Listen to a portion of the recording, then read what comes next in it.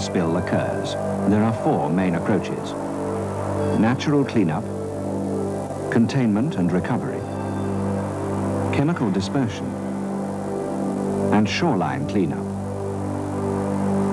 In many cases, a combination of all four will be required. This program, Planning and Operations, illustrates the benefit of a contingency plan in the event of an oil spill.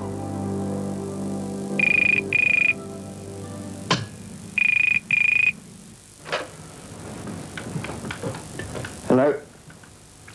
Oh, hello. 4 o'clock in the morning. There's never a good time for an oil spill incident. Where? This on-scene commander has been woken at home by the Coast Guard station. Oh, God. They have been contacted by the coast radio station, who have reported a serious shipping accident. The master of this tanker has reported going aground 10 miles from shore. 2 cargo tanks containing a total of 10,000 tons of crude oil are thought to be holed. The on-scene commander telephones the response committee and calls a meeting at the incident room. The time, 0600. The incident room has been established, but without a full committee. Hello, everyone. How you doing? Good morning, Dan. Look, I can't get hold of Derek yet. He's moved. An out-of-date telephone number has delayed one of their members. Trying to get hold of him. Preparation time isn't wasted, though, as the contingency plan detailing the steps to be taken in the event of a spill is now being put to the test.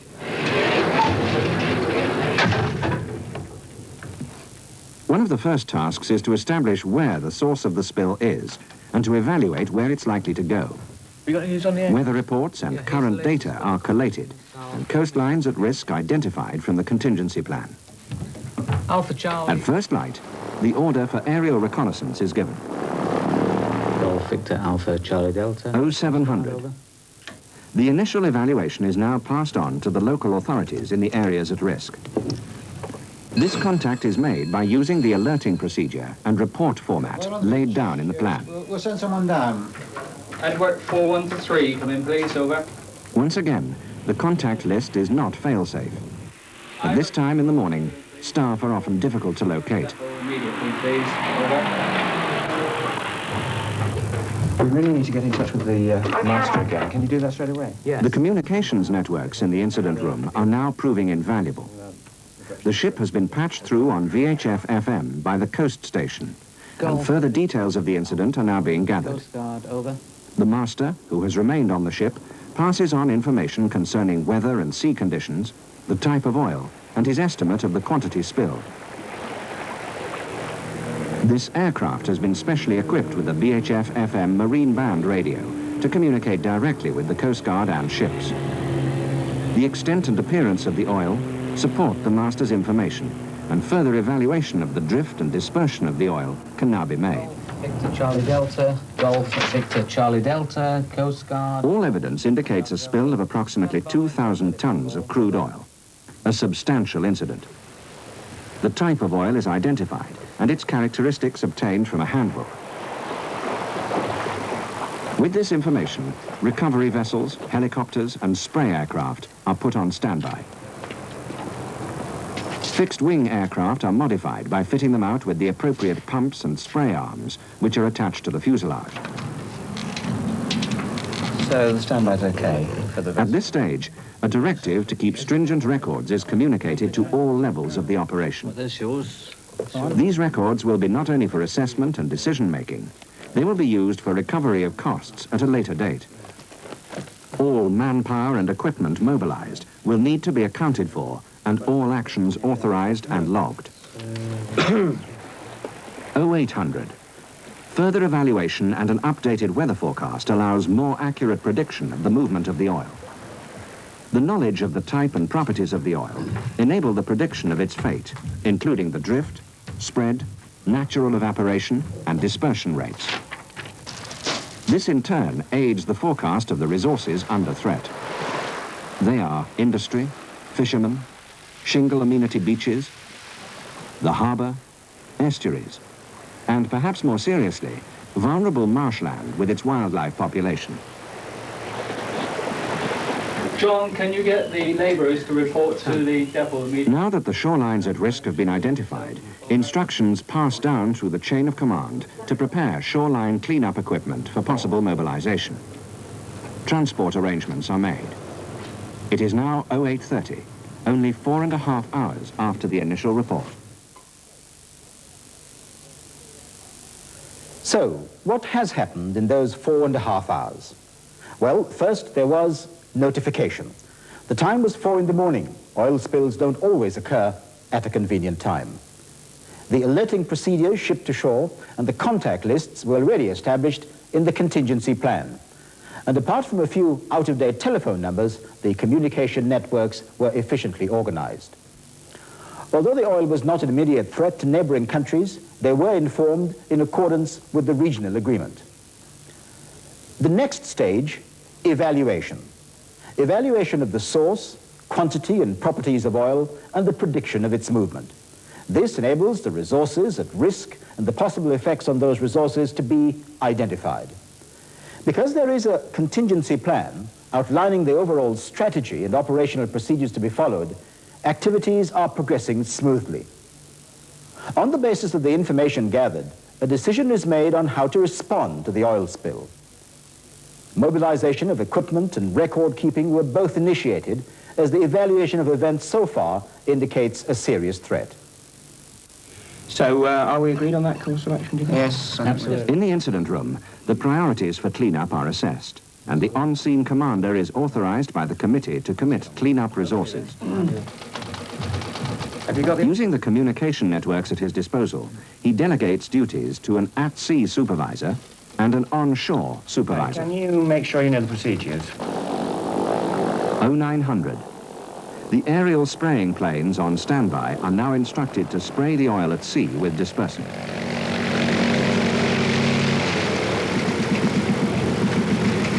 The bulk of oil is now 30 miles from the airport and only 20 minutes away by fixed-wing aircraft. A second decision is made to use the oil industry-owned skimming vessels, which are on standby to recover the oil not being sprayed. It is estimated that they will arrive at the predicted location of the slick sometime after midday. Meanwhile, shore crews have been alerted to mobilize and transport the equipment to protect the priority areas.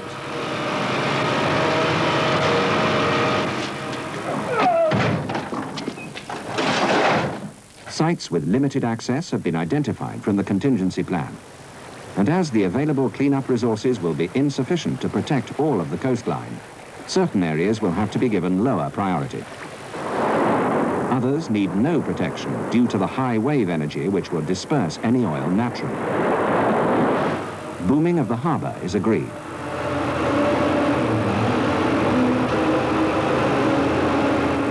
A decision is made to try and protect a shingle amenity beach, despite likely practical difficulties. This has been given priority due to anticipated public pressure. The summer tourist season is not far away. It is apparent that the aerial spraying and recovery operation will only be partially successful. At midday, the order to protect some of the coastline with configurations of booms is implemented. The harbor, the amenity shingle beach, and an estuary are the locations chosen. Unfortunately, the beach and estuary plans run into problems. The wind and the tidal currents render the estuary booms useless, and further up the coast, the conditions are not suitable for the type of booms available. The configuration attempted is intended to deflect and recover oil that is anticipated to drift onto the shingle amenity beach. The small inflatable boat proves to be underpowered, and as expected, the steep beach profile makes deployment and anchoring of the booms difficult. At 1400, some oil has been observed 5 miles offshore, just within spraying distance of the quick turnaround helicopters. Instructions are relayed to the airfield and coordinates accurately given. Here, trained personnel are quickly able to exchange emptied buckets for ones filled with dispersant. This exchange of spray buckets has been rehearsed many times during exercises, and the team need little encouragement to put their training into practice. 1 day into the spill and the stages of the contingency plan are unfolding. Notification, evaluation, and now initial response decisions and cleanup operations. Here, the decision was to undertake cleanup and to protect the resources at risk. The oil moved through the day from the source here at 0400 hours to here at 900 hours, when the decision to use dispersant from fixed-wing aircraft was carried out. Response decisions also involved the deployment of equipment. Decisions have been made to dispatch vessels from here for recovery and to use helicopters for spraying when the oil came closer to shore. Other decisions to protect priority areas, booms were deployed at the harbor, here at the estuary, and here on the shingle beach. The speed of response in all cases has been rapid due to good planning and the control and coordination of aircraft and vessels, much of this being aided by good radio communications. Some booms have been successful, but adverse conditions have thwarted others.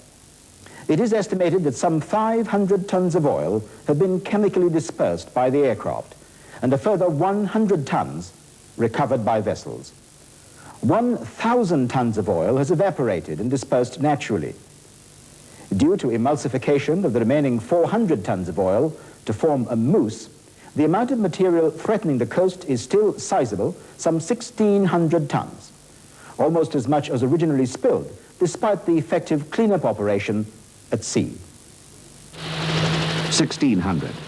Fixed wing and helicopter spraying is terminated. The increase in viscosity during the 12 hours the oil has been at sea has rendered it resistant to dispersant. Fortunately, the recovery vessels have reached the site of the main slick and are proving relatively successful. Control aircraft have guided the vessels by direct radio contact to the windrows of oil, and the single ship systems, although only sweeping narrow bands of oil, are working efficiently. The aircraft not only locates the slick, but detects the thickest areas, a difficult task from the deck of a ship. As dusk approaches, some of the oil windrows have been successfully recovered, and the vessels return to port to discharge their recovered oil.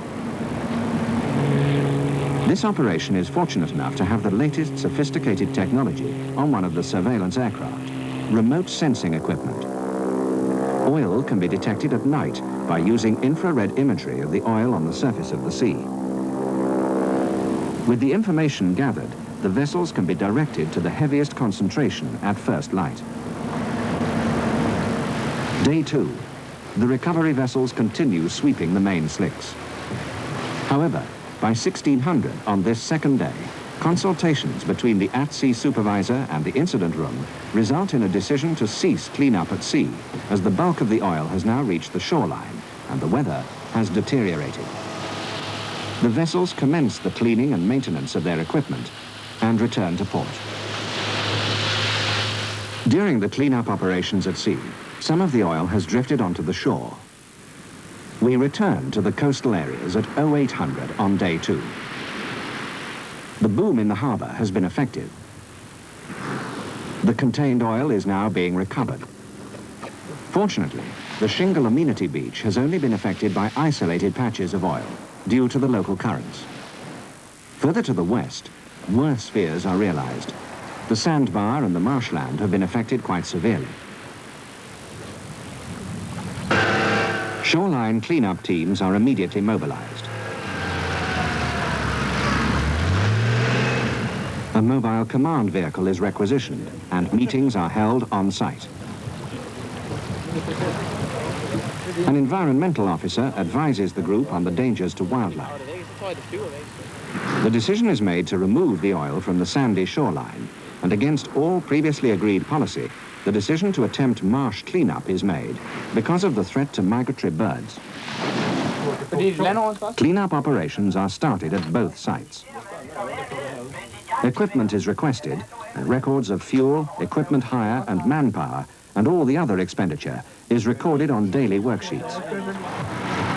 On the marshland, vehicle access is difficult, and the machinery, as predicted, sometimes makes things worse. This workforce have decided to sacrifice one strip of marsh to lay down a temporary metal road to enable the vehicles to transport the collected oil. The land first has to be leveled, a task that needs manpower and machines. Here, trained men with purpose-built equipment work as a disciplined team to unroll the metal road.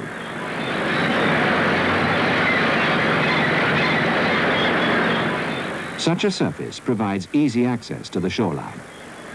The next stage, removing the oil from the marsh, is not so easy. These men quickly realize why cleanup of marshes is not recommended. The only way to remove the oil is to fork off the whole surface. The task is difficult, messy, and sometimes disheartening because of the apparent lack of progress. Small teams with assigned areas can both improve efficiency and morale. At the other site, the cleanup proves to be easier. On this sandbar, these small teams of workers have been asked to remove the moderately contaminated sand manually, using the front loaders only for collection. This operation may take longer, but less beach material will be removed, preventing coastal erosion and minimizing disposal problems. A chain of command has been established, another product of a well-thought-out contingency plan. Each gang works under a foreman, who is in turn responsible to the shore supervisor.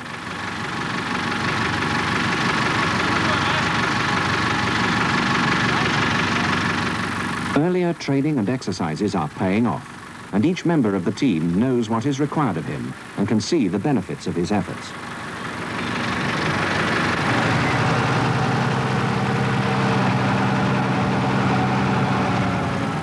Much of the oil has been mixed with seaweed and grass and deposited on the tide line. Here, the men carefully fork the contaminated material without digging into the beach. In this way, the clean sand remains where it is. The result? Less erosion and less material to dispose of. As the men are organized into small groups, each with their own allocated task, the oily debris and sand is collected efficiently and loaded into the trailer for transport to the temporary storage sites.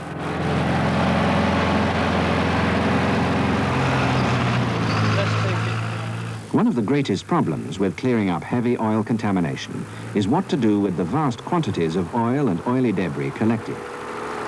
Disposal often presents a major problem. In a spill response such as this, there is often little time to deal with the collected material, and temporary storage depots have to be built.